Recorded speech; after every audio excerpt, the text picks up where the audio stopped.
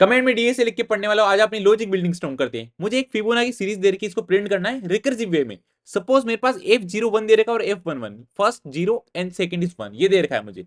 Next in दोनों का अगर मैं एडिशन करता हूं then I will get 1, 1 and 1 इन दोनों का मैं एडिशन करता हूं देन आई विल गेट 2, इन दोनों का मैं एडिशन करता हूं देन आई विल गेट 3, इन दोनों का एडिशन कर then I will get 5 and so on, right.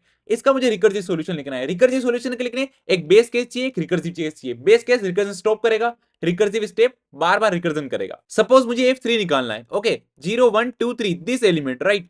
तो क्या होगा लास्ट टू पद का addition, so it will be my F2 and F1 n minus 1 and n minus 2, this one and this one, in दोनों का addition. now F2, what is F2? F2 is last two elements like F1 and F0, F0 and F1 we have 0 and 1, so I can put 0 here, I can put 1 here, then I can add and give F2, F1 की जगह मैं 1 रख सकता हूं, right. यहाँ पे मुझे 1 मिलेगा, then I can simply say 1 plus 1, right, it will be 2, F3 it will be my 2। now what is base case? अगर मेरे पास F0 आ जाता है और F1 आता है तो simply I can return 0 and 1 to end the recursion base case।